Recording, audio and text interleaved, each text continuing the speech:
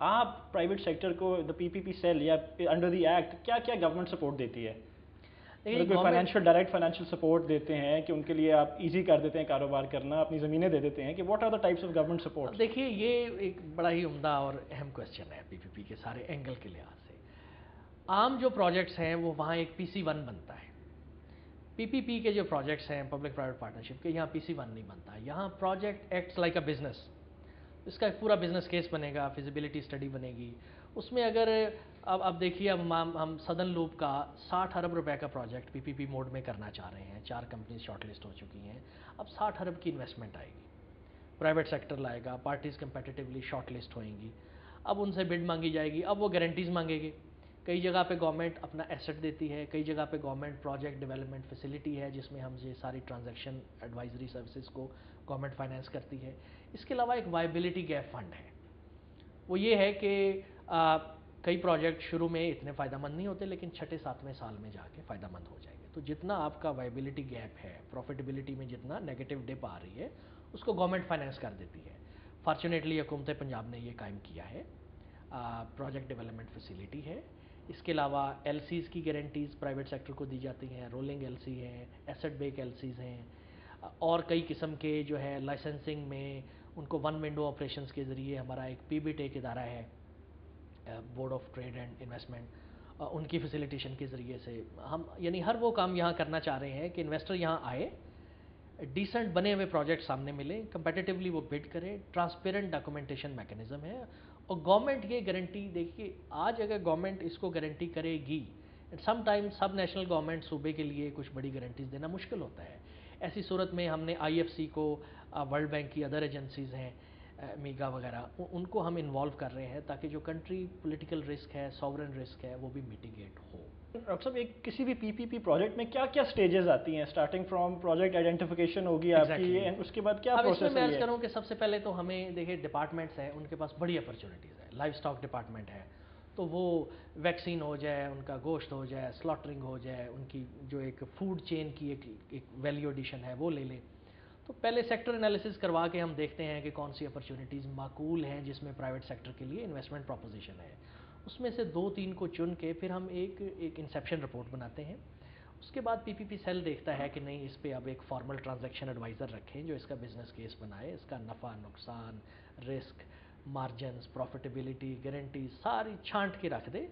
Stake holder से मशवरा करे, बैंकर से, लेंडर से, एंड यूज़र से, कस्टमर से। सेलेबल कमोडिटी उसमें से saleable commodity, it acts like a business case. अब जब वो ये समझे कि हाँ भाई हमारे पास 20% IRR है, इसमें स्टेबल मामलात हैं, तो फिर वो प्रोजेक्ट जो कि प्राइवेट सेक्टर के लिए बड़ा मार्जिन रखता है और गवर्नमेंट सेक्टर के लिए भी एक अच्छी डिसेंट सर्विस डिलीवरी इंश्योर करता है, उसको फिर हम बिडिंग में लेके आते हैं। कंपेटिटिव बिडिंग होएगी, पहले प्री क्वालिफाई करते होंगे आप? प्री क्वालिफाई RFQ होएगा, प्री क्वालिफाई होएंगे इंटरनेशनली स्टैंडर्ड पे, वेटेज क्राइटेरिया, कमेटियाँ बनती हैं। देखिए, अगर हम आज ही कोई ट्रांसपेरेंट नहीं है तो 20 साल प्रोजेक्ट कैसे चलेगा जिसने 6 गवर्नमेंट्स देखनी है। So no compromise on transparency in any case. Bidding होगी, बिडिंग के बाद बिड होगा, बिड के बाद ये होगा कि जिसको कॉन्ट्रैक्ट मिलेगा फिर वो अपने फाइनेंसेस का बंदोबस्त करता है, उसको 70-80% लोन लेना पड़ता है।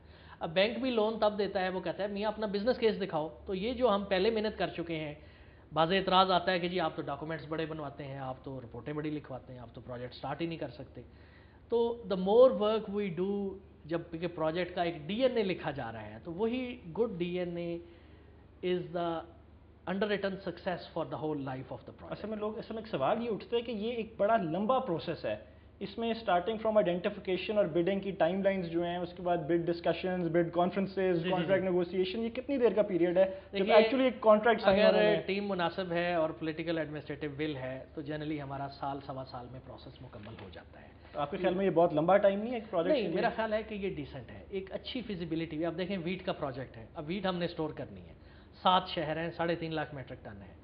तो जो हमारे कंसल्टेंट हैं उन्होंने सारे शहरों का मुआयना किया, जगह देखी, मॉइस्चर कंटेंट देखा, गंदम की क्वालिटी देखी, फिर उन्होंने कहा कि आपको इस खित्ते में ये टेक्नोलॉजी चाहिए, ये इसके KPIs होंगे।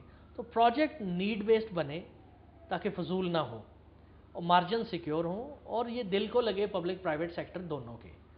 तो फिर ये काम आगे चलता है। लेकिन कंटिन्यूटी इन गवर्नमेंट में हमारे मुल्कों में एक बड़ा इशू है, गवर्नमेंट चेंज हो जाती है, लोग चेंज हो जाते हैं, आप आज बैठे हैं कल कोई और बैठे होंगे, गवर्नमेंट चेंज हो सकती है, तो इतनी लंबी ड्यूरेशन, ये एक्सेलरेट प्रोसेस नहीं हो सकता कि जल्दी इसको ले आए? एक्सेलरेशन हो सकता है, लेकिन फिर आप इसमें कहीं क्वालिटी पे कंप्रोमाइज़ ना कर जाए। हल्के छोटे जो सादा प्रोजेक्ट्स हैं, सिर्फ मैनेजमेंट कॉन्ट्रैक्ट्स हैं, 2 ढाई 3 माह में भी हो जाते हैं। हम अपनी लीगल और फाइनेंशियल सफिशेंसी को भी इंक्रीज़ कर रहे हैं कि हम फटाफट इसको एक मैट्रिक्स पे डाल के नंबर क्रंचिंग करें और वाइबिलिटी देख के आगे कंसेशन एग्रीमेंट बना के मार्केट में चले जाएं। ये स्किल्स भी हमारे पास मौजूद हैं। जो बड़े मल्टी बिलियन प्रोजेक्ट्स हैं वो थोड़ा टाइम टेकिंग होते हैं, लेकिन अब इसमें ये है, देखिए ना, लोन है, जैसे कहते हैं हर बच्चा मकरूज़ है, तो वो जो लोन लिए पिछली गवर्नमेंट्स ने, देने तो अब भी पड़ रहे हैं। इसी तरह गवर्नमेंट कहीं ना कहीं कंटिन्यूटी में काम करती है। अगर खुलूस नीयत से वेल ड्राफ्टेड कॉन्ट्रैक्ट साइन होते हैं तो अगली गवर्नमेंट्स भी उसको मानती हैं। फिर बीच में अगर आप गुड ट्रांजैक्शन एडवाइज़र जैसे एशियन डेवलपमेंट बैंक है, वर्ल्ड बैंक है, IFC है, इनको रखेंगे तो कंटिन्यूटी का जो रिस्क है वो खासा सिक्योर हो जाता है। चलें, अंडर द एक्ट आप देखें, अभी आपने जिक्र भी किया, गवर्नमेंट एजेंसी प्रोजेक्ट्स आपको प्रपोज करती हैं कि इन एरियाज़ में या ये प्रोजेक्ट्स हमारे पास हैं जिनके ऊपर आगे काम किया जा सकता है। ये प्रोजेक्ट्स बनाए जा रहे हैं प्राइवेट सेक्टर के लिए कि उनको बेचना है, तो उनसे प्रोजेक्ट्स क्यों नहीं, वो कंसेप्शन की स्टेज पे उनकी इन्वॉल्वमेंट ही कोई नहीं, जिनके लिए प्रोजेक्ट बन रहा है उनकी इन्वॉल्वमेंट है नहीं। ये सर एक मिथ क्लियर करने की ज़रूरत है। हमारी जो कंसेप्शन है ये है ही पार्टिसिपेटरी। हम तो कई लेवल पे मार्केट साउंडिंग, मार्केट टेस्टिंग करते हैं। देखिए एक आइडिया है, मतलब रोड बनाने का है, एनर्जी सेक्टर में है, एंटरटेनमेंट सेक्टर में है, तो उसमें हम जो स्टेक होल्डर इन्वॉल्वमेंट है हमारी फिजिबिलिटी लेवल पे, वो तो उसकी तो 80% वेटेज है। अगर वो आड़ती, वो कॉन्ट्रैक्टर, वो एंड यूज़र ही कहे कि मियाँ ये तो बड़ी फ़नी किस्म की सोल्यूशन आप ढूंढ रहे हैं, तो उस प्रोजेक्ट ने आगे उस पर बिड कौन, किसका दिमाग ख़राब है अपने पैसे उसमें फंसा के गवर्नमेंट के साथ बैठ जाए। सो अनटिल एंड अनलेस हमारी स्टेक होल्डर इज़ डन, तो उसके बगैर हमारा प्रोजेक्ट नहीं चलता। So we usually involve all stake holders, even हम जो lender, financer, banks, legal community, इन सारों को इन्वॉल्व करते हैं। देखिए ये तो गवर्नमेंट एजेंसी फिजिबिलिटी बना के आपको देगी ना। अच्छा नहीं, तो उन्होंने करना है। नहीं, ऐसा नहीं है, ये थोड़ा हम क्लियर कर दें। PPP की खासा एक इंडिपेंडेंस, इसकी एक फायरवॉल भी है। एक आइडिया आया है, उस पर हम इंडिपेंडेंट एजेंसी से फिजिबिलिटी बनवाएंगे जिसमें गवर्नमेंट अपना नुक्ता नज़र देती है, प्राइवेट सेक्टर दे, तो फिर वो मार्केट फोर्सेस को देखते हुए प्रोजेक्ट बना के फिर इसके मार्जिन्स निकाले जाते हैं, मॉडल बनता है, फिर हम इस पर बिड लेते हैं। निकम्मे प्रोजेक्ट पे बिड ही नहीं आएगी। फॉर्चुनेटली जिन प्रोजेक्ट्स को हमने फ्लोट किया है उन पे बड़ी मैसिव बिड्स आ रही हैं। सिर्फ वीट सालोज वाले प्रोजेक्ट पे 7 कंसोर्शियम्स आए हैं, जबकि सिंध में मेरा ख्याल है 2-3 आए हैं hardly. So it's a success of our due diligence. Idea आपने क्या लेते हैं, बट क्या मैं बीइंग ए प्राइवेट सेक्टर एक आदमी, क्या मैं आपको आइडिया दे सकता हूं कि ये आइडिया, आप आइडिया दे सकते हैं, आप अपना अनसोलिसिटेड प्रपोजल भी लेके आ सकते हैं। उस पे ये होगा कि उस प्रपोजल का हम डिटेल्ड फिजिबिलिटी करवाएंगे, क्योंकि वो आइडिया आपका है, तो उस पर कंपेटिटिव बिड होएगी और लोएस्ट बिडर जो आएगा फर्स्ट राइट ऑफ रिफ्यूजल जनाब को मिलेगा, और अगर आप वो ना कर सके तो फिर वो जो बिडर है वो ले जाएगा और आपको अपने आइडिया के पैसे मिलेंगे। मैं आपका बट ये पढ़ रहा था आपके एक्ट में इसकी गुंजाइश भी है, सेक्शन 19 आपका है, बट उसके अंदर एक चीज, एक लिमिटेशन ये लगाई गई है कि अगर अनसोलिसिटेड प्रपोजल होगा तो डायरेक्ट फाइनेंशियल सपोर्ट गवर्नमेंट नहीं मुझे देगी। अच्छा देखिए, उसमें ये है कि प्राइवेट सेक्टर चूंकि एफिशिएंट है, कई सॉल्यूशंस देखें ना, जब तक मैकडोनल्ड नहीं आया था। क्वेश्चन इज कि आइडिया अच्छा हो तो उस पर लिमिटेशन लगाने की जरूरत क्या है? देखिए, हम हर एरे गहरे आइडिया पे अपना कीमती टाइम सर्फ नहीं कर सकते। सो इफ समबडी कम्स और हमें कन्विंस करता है कि मेरे इस आइडिया में टेक्नोलॉजिकली, फाइनेंशियली एक अच्छा सोल्यूशन है सर्विस डिलीवरी का, तो फिर हम उसको अडॉप्ट करते हैं और उसे कहते हैं कि ठीक है, इसका बिजनेस केस तैयार करो, या हम करवाते हैं, फिर उस पर हम बिड करवाएंगे। बिड इज़ द टेस्ट कि आप कितने पानी में हैं। अगर वो अच्छा आ गया तो वो ही इज़ अ बेनिफिशरी, अगर अच्छा नहीं आया तो उसको अपनी मेहनत का कुछ ना कुछ मुआवजा मिलता है। तो इस पर डिस्क्रीट चीज़ है, वरना तो हम फिर अनसोलिसिटेड आइडियाज़ के पीछे ही भागते रहेंगे। कोई कहेगा जी आप LED इस तरह की बना दें, कोई कहेगा आप ये इस तरह का कर दें।